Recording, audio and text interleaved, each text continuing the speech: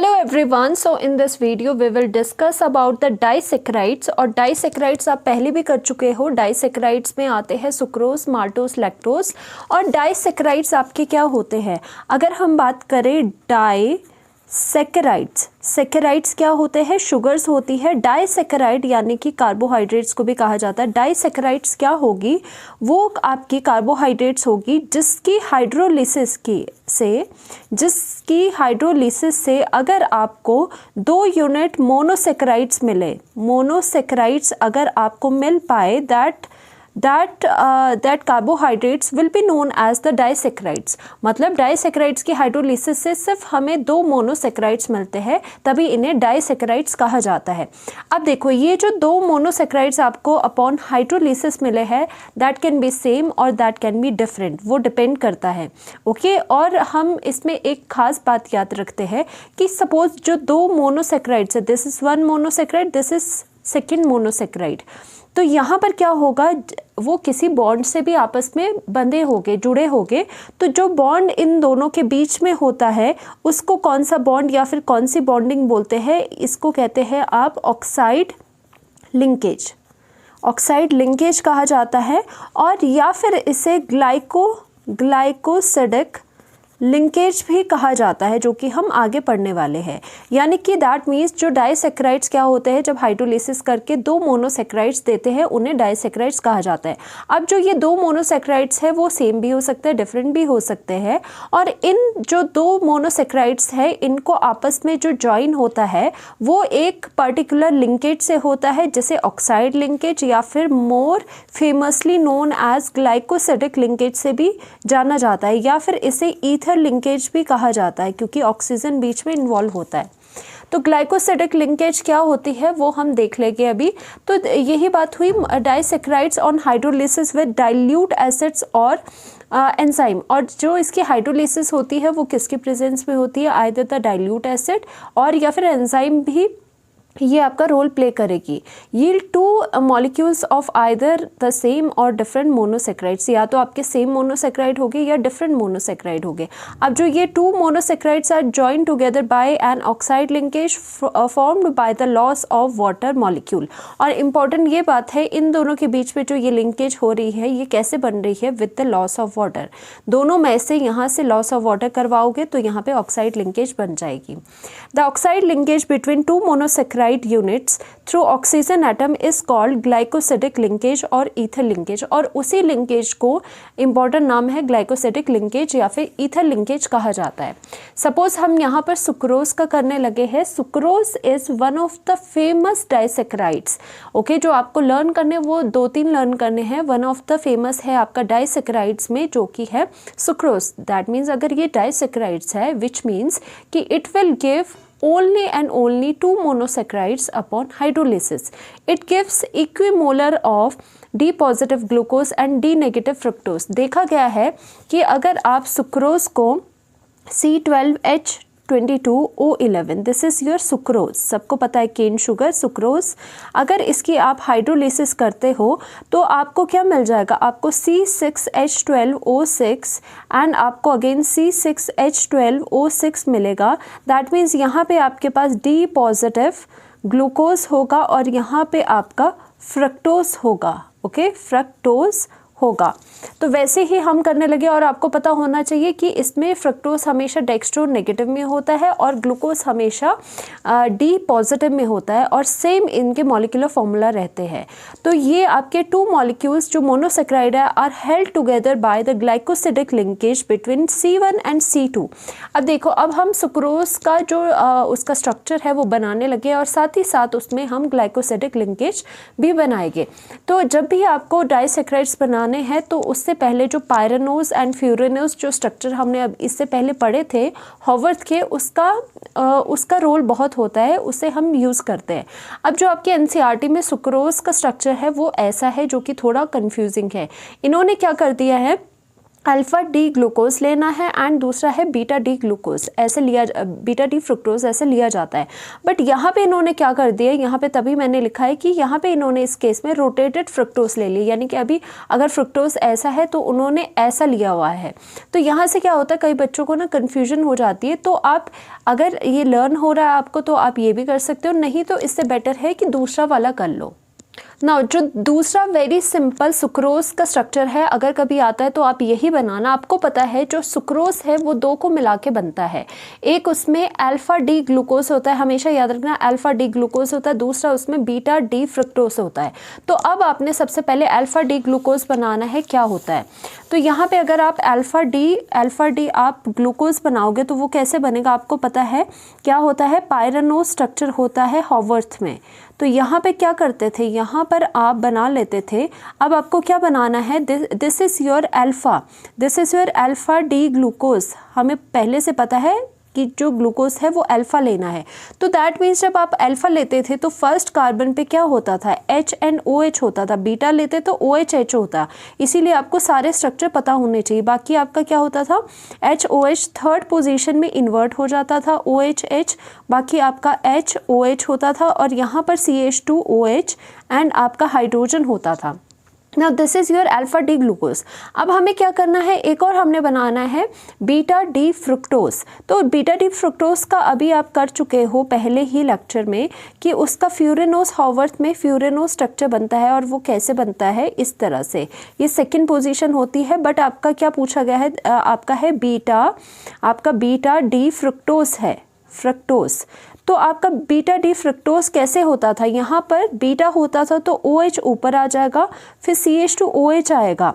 This is first, second, third पे आपको पता है इसमें भी इन्वर्ट होता है OHH, बाकी आपका HOH हो जाएगा एंड आपका यहाँ पे HOH यहाँ पर आपका हो जाएगा, सॉरी H लास्ट वाला है ना, H हो जाएगा। और नाउ यहाँ पर हो जाएगा आपका CH2OH। This is your beta D fructose, क्योंकि यहाँ पर आपका OH एंड CH2OH इस तरह से है। नाउ अब क्या होगा, बिकॉज हमने इन दोनों को ज्वाइन करके सुक्रोज, टोटल आपका ये स्ट्रक्चर बनाने लगे हैं सुक्रोज का। एंड सुक्रोज जब आपका बनेगा तो यू शुड नो कि आपकी ग्लाइकोसिडिक लिंकेज कहाँ से होती है। ग्लाइकोसिडिक लिंकेज उसमें C1 एंड C2 कार्बन से होती है। C1 किसका होगा, ग्लूकोज का होगा, अल्फ़ा डी ग्लूकोज का होगा, ये बीटा डी फ्रुक्टोज का होगा, नाउ कार्बन 1 एंड कार्बन 2 में ग्लाइकोसिडिक लिंकेज करोगे तो क्या आ जाएगा, सपोज यहाँ से OH चला गया, यहाँ से एक हाइड्रोजन चला गया, with the loss of water you will get an linkage जो कि कौन सी है, ग्लाइकोसिडिक लिंकेज। यानी कि इसके जगह पे ये हट गया, H भी हट गया, क्या बचा, सिर्फ only and only oxygen remains, जो कि एक लिंकेज की तरह काम करेगा between these two molecules which is known as the ether linkage और द ऑक्साइड लिंकेज और the glycosidic linkage. That means यहाँ से आपका ऑक्सीजन एंड ऑक्सीजन ये लिंकेज हो जाएगा जो कि आपने यहाँ पर भी बनाई है। This is your glycosidic linkage.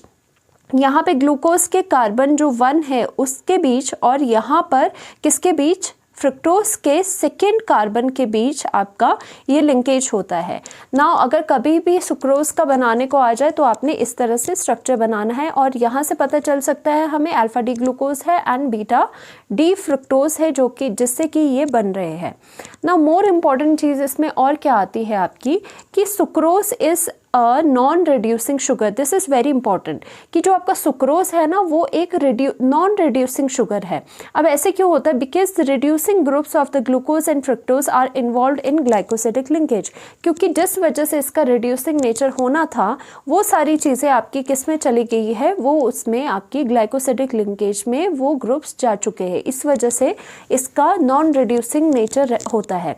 या फिर more important definition, more important reason इसका क्या हो सकता है कि सुक्रोज आपका नॉन रिड्यूसिंग शुगर क्यों है, रिड्यूस क्यों नहीं करता ये, there is no hemiacetal functional group present, so sucrose is non reducing sugar. इसका मतलब क्या है कि आपका जो सुक्रोज है उसके पास हेमीएसिटल ग्रुप प्रेजेंट नहीं है। अब ध्यान से देखना यहाँ पर आप बात कि जो आपका रिड्यूसिंग शुगर होगा तो दैट मीन्स वो फैलिंग रिएजेंट एंड जो आपके टॉलरेंस रिएजेंट है उनके साथ रिएक्शन देगा, जो रिड्यूसिंग शुगर होगा। रिड्यूसिंग शुगर की खास बात क्या होती है, उसके जो जिसकी बात कर रहे हो कि कोई रिड्यूसिंग शुगर है तो उसके स्ट्रक्चर में क्या प्रेजेंट होना चाहिए, एक हेमी एसिटल ग्रुप प्रेजेंट होना चाहिए। हेमी एसिटल ज़रूर उसमें प्रेजेंट होना चाहिए। अब आप बोलोगे कि हेमी एसिटल क्या होता है। हेमी एसिटल एक ऐसा ग्रुप है जिसमें कि कार्बन पे OH होगा साइमल्टेनियसली और कार्बन पे OR group should be present, यानी कि OC ग्रुप प्रेजेंट होना चाहिए। This is your hemiacetal. अगर किसी शुगर में आप ऐसा डिटेक्ट कर पा रहे हो कि यहाँ कहीं पर भी उसके जो उसका स्ट्रक्चर है उसमें कहीं पर भी अगर हेमी एसिटल की प्रेजेंस है तो रिड्यूसिंग शुगर वो हो जाएगा। दैट मीन्स रिड्यूसिंग शुगर के लिए आपको क्या चाहिए, प्रेजेंस ऑफ हेमी एसिटल चाहिए।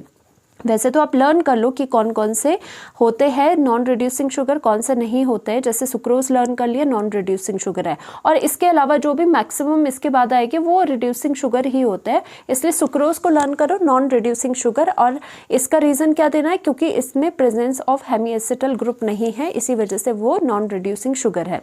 अब हम यहाँ देखते हैं क्या इस वाले स्ट्रक्चर में आपका इस तरह का हेमी एसिटल प्रेजेंट है या नहीं। आपकी इंफॉर्मेशन के लिए देखो, यहाँ पर क्या था आपका, ये वाले कार्बन, कौन से कार्बन देखने हैं जो इस ऑक्सीजन के साथ बिल्कुल अटैच्ड है। अगर इस कार्बन की बात देखें, इस कार्बन के पास यहाँ पे O और R है, R मतलब कार्बन ग्रुप ना। इस कार्बन के पास क्या है, O और R ग्रुप तो है, ये वाला ग्रुप तो है, OR ग्रुप तो है। तो क्या इसी कार्बन के पास साइमल्टेनियसली OH ग्रुप प्रेजेंट है क्या? देखो, वैसे तो OH ग्रुप प्रेजेंट होना था, बट वो OH ग्रुप ग्लाइकोसिडिक लिंकेज पे चला गया, इसी वजह से यहाँ तो वो हेमी एसिटल नहीं है प्रेजेंट। यहाँ ऑक्सीजन के साथ वाला कार्बन देखो, इस कार्बन के पास oxygen and R group, that means इस कार्बन के पास OR ग्रुप है, बट इस कार्बन के पास यहाँ पर पहले तो अगर जब ये फ्री था तो OH ग्रुप प्रेजेंट था, बट ये भी ग्लाइकोसिडिक लिंकेज में चला गया, so hemi acetal group is not present, hence this sucrose is not a reducing sugar। तो आप डायरेक्टली लर्न भी कर सकते हो और इसके पीछे का मैंने लॉजिक बता दिया। नाउ कम्स इम्पॉर्टेंट थिंग कि क्वेश्चन भी आता है आपका, why sucrose is called as invert sugar. जो आपका सुक्रोज है उसको इन्वर्ट शुगर भी कहा जाता है, ऐसा क्यों? ऐसा क्यों कहा जाता है सुक्रोज को इन्वर्ट शुगर? नाउ अगर आप देखो तो सुक्रोज के हाइड्रोलिसिस से आपको क्या मिलता है, ग्लूकोज एंड फ्रक्टोज मिलता है, पॉजिटिव एंड नेगेटिव मिलता है। तो यहाँ पर क्या हो जाता है कि जब आपने हाइड्रोलिसिस इसकी कर ली, यहाँ पर देखो इस तरह से, अगर आपने सुक्रोज आपके पास था, सुक्रोज आपके पास था जो कि आपका डेक्स्ट्रो रोटेटरी होता है, पता है आपको। जब आपने उसकी हाइड्रोलिसिस करी, उसे तोड़ा, तो आपको पता है दो फॉर्म मिलती है, एक अल्फा डी ग्लूकोज मिलता है, एक बीटा डी फ्रक्टोज मिलता है। ना जो आपका ग्लूकोज था एंड आपका जो फ्रक्टोज था तो हम देखा गया जो आपकी ये डेक्स्ट्रो रोटेटरी था, ये डेक्स्ट्रो इनिशियली ये डेक्स्ट्रो रोटेटरी होता है, और आपको पता है ग्लूकोज क्या होता है, ग्लूकोज भी आपका डेक्स्ट्रो ही होता है रोटेटरी, अभी तक पता है हमें। फ्रक्टोज क्या होते हैं, मैक्सिमम आपके लीवो रोटेटरी होते हैं। बट क्या देखा ऑन हाइड्रोलिसिस कि जो इसका मैग्नीट्यूड था, आपको पता है डेक्स्ट्रो रोटेटरी एंड लीवो रोटेटरी क्या होते हैं, जो प्लेन ऑफ पोलराइज्ड लाइट को रोटेट करते हैं। अगर वो राइट साइड को रोटेट करेंगे तो डेक्स्ट्रो कहलाएंगे, अगर वो इसी लाइट को नेगेटिव में रोटेट करेंगे तो वो लीवो कहलाएंगे। अब जो रोटेशन होती है वो कुछ डिग्री में होती है, कुछ एंगल में होती है ना। देखा गया कि जो डेक्स्ट्रो रोटेटरी का वो एंगल था कि कितने से प्लेन पोलराइज्ड लाइट को कितने से ग्लूकोज ने राइट में मूव करा, वो कम थी, और देखा जाए वो कितनी थी, प्लस 52.5 डिग्री थी ओनली। और ये लीवो में यानी कि लेफ्ट साइड में प्लेन पोलराइज्ड लाइट को कितना उसने बेंड किया, विद एंगल -92.4 डिग्री से करा। तो आप देख सकते हो इन नेट में क्या हुआ, पहले ये डेक्स्ट्रो था, उसके बाद एक मिक्सचर मिला जिसमें कि glucose and fructose, dextro and लीवो rotatory है। बट यहाँ पे क्या देखने वाली बात है कि ज़्यादा मैग्नीट्यूड किसका है, ज़्यादा मैग्नीट्यूड दैट इज ऑफ किसका है, लीवो रोटेटरी का है, दैट मीन्स लीवो रोटेटरी आपका ज़्यादा है, दैट मीन्स नेट जो ये आपका मिक्सचर मिला है ये ओवरऑल क्या हो जाएगा, ये ओवरऑल आपका लीवो एक्ट करेगा, क्योंकि मैग्नीट्यूड देखो ना माइनस किस में ज़्यादा है, 92 वाला ज़्यादा है, तो दैट मीन्स जो आपका सॉल्यूशन बना होगा अपॉन हाइड्रोलिसिस वो आपका मेजरली लीवो होगा। तो इन नेट आप देखो डेक्स्ट्रो से क्या गए हाइड्रोलिसिस के बाद आपको लीवो मिल रहा है, दैट मीन्स इसमें इन्वर्ट हो रहा है, यानी कि इन्वर्ट का मतलब आपकी जो रोटेशन है वो बिल्कुल इन्वर्ट हो रही है, इसी वजह से इसको इन्वर्ट शुगर कहा जाता है, क्योंकि ये डेक्स्ट्रो से ओवरऑल किस में चला जाता है, लीवो में चला जाता है, इसीलिए इसे इन्वर्ट शुगर कहा जाता है। नाउ सी यहाँ पर क्या लिखा गया है, ये तो आपको पता चल गया है कि यहाँ पे ये डेक्स्ट्रो में गया, आपको पता है ग्लूकोज डेक्स्ट्रो वाला होता है, फ्रक्टोज लीवो होता है, बट जो इनकी डिग्री जब देखी गई, मैग्नीट्यूड देखा गया तो ये कम था, लीवो वाला डोमिनेट कर रहा था, तो ओवरऑल जो ये मिक्सचर होगा वो लीवो वाला हो जाएगा। तो हमें कैसा दिखा ये पूरा सॉल्यूशन कि आपका जो सुक्रोज है उससे इधर को जब आप गए हाइड्रोलिसिस तो आपको डेक्स्ट्रो से लीवो मिला, यानी कि क्या हुआ, इन्वर्ट हो गया, यानी कि डिफरेंट आपकी रोटेशन आ गई, that's why it is called invert sugar. Sucrose was a dextrorotatory compound, but after hydrolysis it gave dextro positive glucose and negative levoglucose. ठीक है, since levo rotation of the fructose is more, levo rotation कितनी है आपकी, more है by कितनी है, about -92.4 degree, then dextro rotation से भी ज़्यादा है ये, the whole mixture is levorotatory, obviously आपकी क्या हो जाएगी, होल मिक्सचर लीवो रोटेटरी हो जाएगा। Hydrolysis of sucrose brings about a change in the sign of rotation from dextro to the laevo, यही रीज़न है, ये पूरा आपका रीज़न है कि क्यों इसे इन्वर्ट शुगर बोला जाता है, क्योंकि हाइड्रोलिसिस ऑफ ग्लूकोज की वजह से change in sign of rotation आ रहा है, यानी कि पॉजिटिव से वो ओवरऑल मिक्सचर नेगेटिव में जा रहा है, दैट्स वाई इसे क्या कहा जाता है, इन्वर्ट शुगर कहा जाता है। So thank you so much. Next में हम माल्टोज एंड लैक्टोज के बारे में डिस्कशन करेंगे।